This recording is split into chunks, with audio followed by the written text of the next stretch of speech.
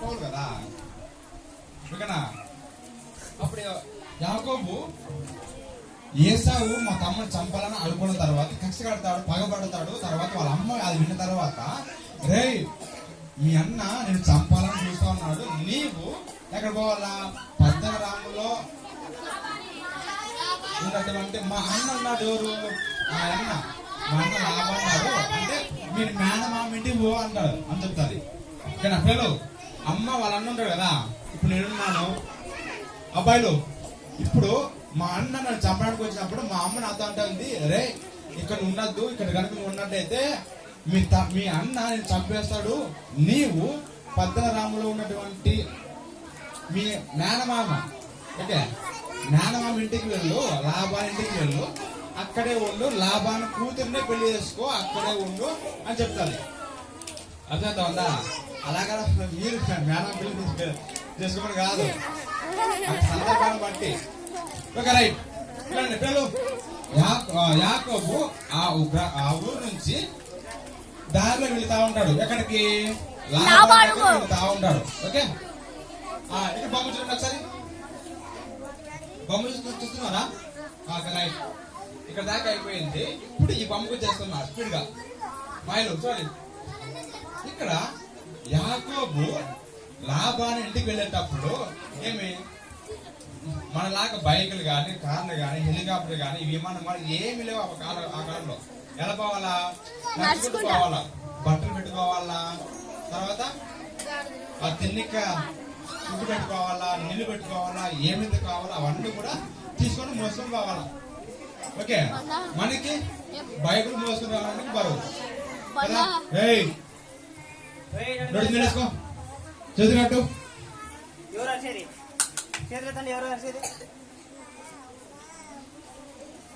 అవునండి. ఇప్పుడు యాకోబు రెండో సందర్భం ఇది. యాకోబు లాభాన్ని ఇంటికి వెళుతున్నాడు, నడుచుకుంటూ వెళుతున్నాడు. రాత్రి అయితే ఒక చోటు పడుకుంటాడు. పడుకోవాలనుకున్నప్పుడు మనకేమో వాళ్ళ తల కిందకి మెత్తుండే కావాలి కదా. మనం ఏ విధంగా దుప్పటో తల కింద దుప్పటి పెట్టుకుంటాం, మెత్తుకొని పెట్టుకుంటాం. అలాగే యాకోబు కూడా తల కింద ఒక రాయి పెట్టుకున్నాడు. ఫస్ట్ రాయి పెట్టుకున్నాడు. రాయి పెట్టిన తర్వాత యాకోబు ఒక కళ వస్తుంది. యాకోబుకి ఒక కళ వస్తుంది. ఆ కళ ఏంటంటే పడుకున్నప్పుడు కళలోన దేవుడు, పిల్లలండి, యాకోబు నిద్రపోతూ ఉన్నప్పుడు ఆ కళ వచ్చిన సందర్భం ఏంటంటే దేవదూతలు ఒక పెద్ద నిచ్చెన ఏర్పడుతుంది. ఎక్కడి నుంచి? రైట్. ఒక పెద్ద నిచ్చెన ఎక్కడి నుంచి? భూమి దగ్గర నుంచి పైకి, ఇంకా మాడల్లోకి, మేఘాల్లోకి, పైకి, ఎక్కడికి? దేవుని దగ్గరికి ఒక నిచ్చెన ఉంటుంది. ఆ నిచ్చెనలోన దేవదూతలు పైకి ఎక్కుతూ ఉంటారు, దిగుతూ ఉంటారు. కనబడుతుంది ఇక్కడ. ఇదో యాకోబు నిద్రపోతున్నాడు కదా, పోతున్నప్పుడు ఒక కళ వచ్చింది. ఆ కళ ఏంటంటే ఒక నిచ్చెన ఉంటుంది అనమాట, పెద్ద నిచ్చెన అనమాట. అప్పుడు దేవదూతలు కొంతమంది దిగుతూ ఉంటారు, వెళుతూ ఉంటారు, దిగుతూ ఉంటారు, ఎక్కుతూ ఉంటారు. అప్పుడు యాకోబు సంగతి మెలకు వచ్చేస్తారు. అరే ఆ దేవుడు ఎక్కడ ఉన్నాడంటే ఇక్కడ దేవుడు పైన ఉంటాడు. ఓకే, సింహాసనం మీద దేవుడు కూర్చుని ఉంటాడు. ఆ కింద దేవుడికి పైకి కింద వెళుతూ ఉంటారు. కింద యాకోబు నిద్రపోతూ ఉంటాడు. ఓకే, అర్థమైందా? ఇప్పుడు యాకోబు వెంటనే కళ వచ్చేస్తుంది, మెలకు వచ్చేస్తుంది. మీకు ఎప్పుడు కళలు వచ్చాయా? మీకు ఎప్పుడైనా కళ వచ్చిందా? ఏం చెప్పండి. కళ వచ్చిందా? జరిగిందా? కళ వచ్చింది, ఓకే. జరిగిందా? కళ వచ్చినప్పుడు జరగాలని. నాకు నా బండి తాళ దొరికినప్పుడు నాకు ఆ కళ వచ్చింది, దొరకలే. ఓకే, మీరు అడగండి ఒకసారి. సరే, ఇప్పుడు యాకోబు వెంటనే మెలకు వస్తుంది. మెలకు వచ్చిన తర్వాత ఓహో దేవుడు ఇక్కడ ఉన్నాడు. ఎక్కడున్నాడు? దేవుడు ఇక్కడ ఉన్నాడు అని చెప్పేసి వెంటనే లేచి ఆ రాయింది కదా పిల్లలు, ఆ రాయికి తన దగ్గర ఉన్నటువంటి నూనె తీసుకొని దానికి అభిషేకిస్తాడు. ఓకేనా? ఆ రాయికి అభిషేకం చేసిన తర్వాత అక్కడే చేసిన పని ఏంటంటే యాకోబు భయపడతాడు. అరే ఇది ఖచ్చితంగా దేవుని మందిరమే, దేవుని మందిరములో దేవుడు ఉన్నటువంటి ఈ స్థలములో నేను పిచ్చి శాంతం చేయకూడదు అని చెప్పేసి యాకోబు భయపడతాడు. పిల్లలు, యాకోబు ఎప్పుడైతే ఆ కళ వచ్చిందో భయపడతాడు. అరే ఇది దేవుడి మందిరం, ఇది దేవుడి మందిరము. సో ఇక్కడ నేను ఎలా పడితే అలా ప్రవర్తించకూడదు, ఎలా పడితే అలా మాట్లాడకూడదు, ఎలా పడితే అలా నేను ఎలా పడితే అలాగా.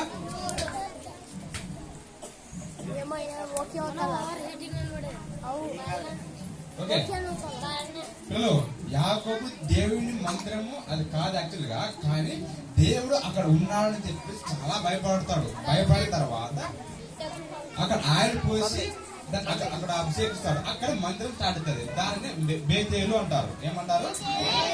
బేతేలు.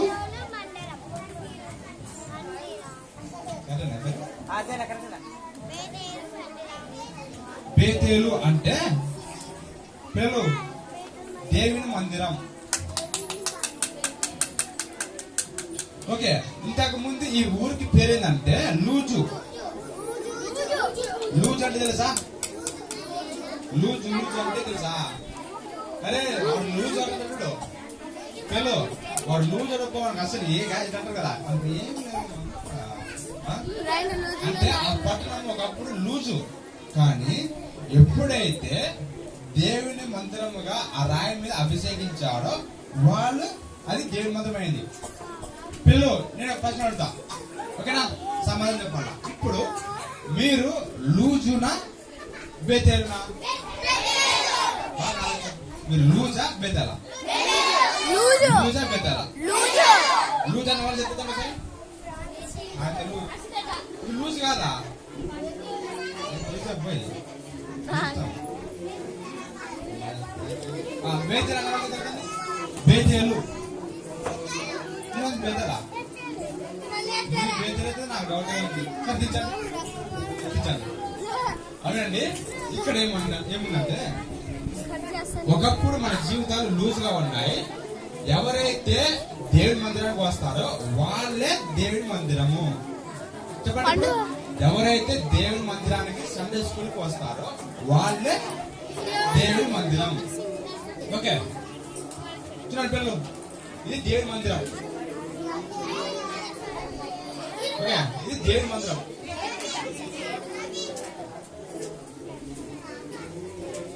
దానికంటే ముందు ఒక మాట నేను చూపిస్తాను.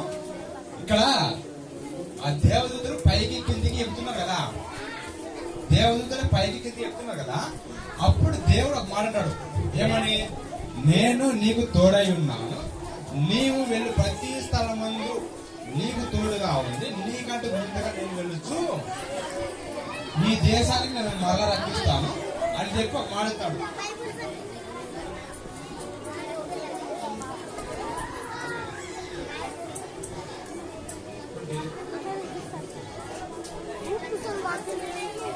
అంత కాదు,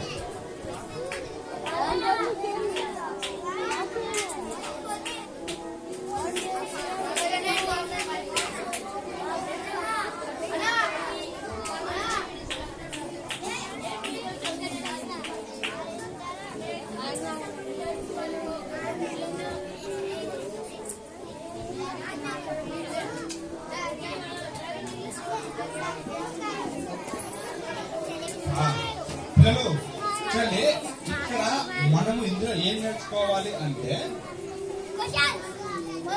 ఈ అధ్యాయం మనం ఏం నేర్చుకోవాలంటే, పిల్లలు అన్నను మోసం చేయకూడదు. చూడండి, అన్నను మోసం చేయకూడదు. ఓకే, అన్నను గాని నాన్నను గాని అమ్మను గాని ఇంట్లో వాళ్ళు ఎవరైనా గాని ఏం చేయకూడదు? మోసం చేయకూడదు. ఓకేనా? తర్వాత మనకు ఎవరైతే దగ్గర బంధువులు ఉంటారనుకో వాళ్ళతో సంబంధం కలిగి ఉండాలన్నమాట. ఓకేనా? కొంతమంది ఉంటారు వాళ్ళ ఇంత వాళ్ళ గురించి వాళ్ళకి తెలియదు, కానీ తెలుసుకోవాలా. అబ్బాయి రై రై సరిపించా. చివరిగా దేవుడు చెప్పిన మాట ఏంటంటే, నేను నీతో చెప్పినది నెరవేర్చే వరకు నేను విడువాను అని దేవుడు ఆయనకు వాగ్దానం చేస్తాడు. సరే, ఇప్పుడు యాకోబు ఆ రాయి మీద ఆయిల్ పోసిన తర్వాత దేవుని మందిరం అభిషేకిస్తాడు. తర్వాత ఒక డెసిషన్ ఏంటంటే, దేవుడు కనుక నన్ను వెళ్ళేటువంటి దారిలోన ఫుడ్ గాని వాటర్ గాని బట్టలు గాని నాకు అన్ని ఇచ్చినట్లయితే నేను నేను సంపాదించిన దాంట్లో దశమ భాగం దేనికి ఇస్తాను. ఎంతంట? దశమ భాగం అంటే 100 రూపాయల్లోన 10 రూపాయలు దేవునికి. ఎంత ఎంత?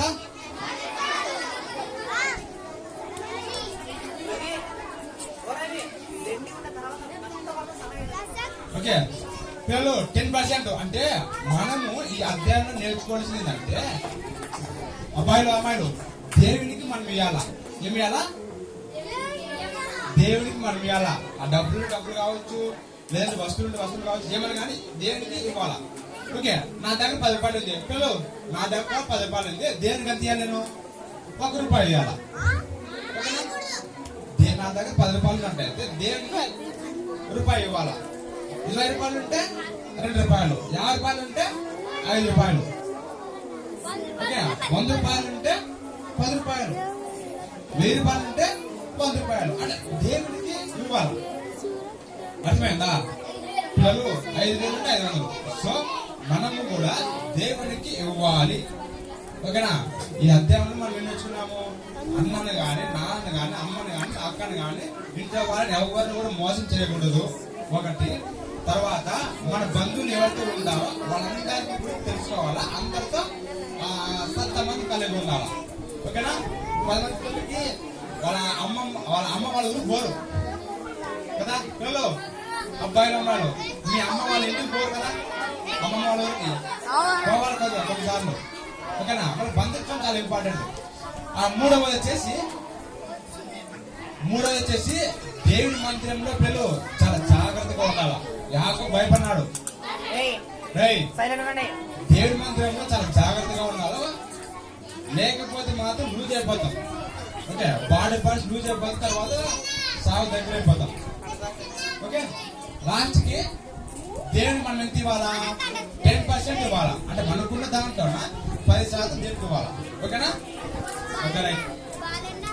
ఈరోజు కన్నడ వాక్యం చూడండి. ఆదికాండము 28:15. ఆదికాండం 28:15. నేను నీతో చెప్పినది నెరవేర్చే వరకు విడువను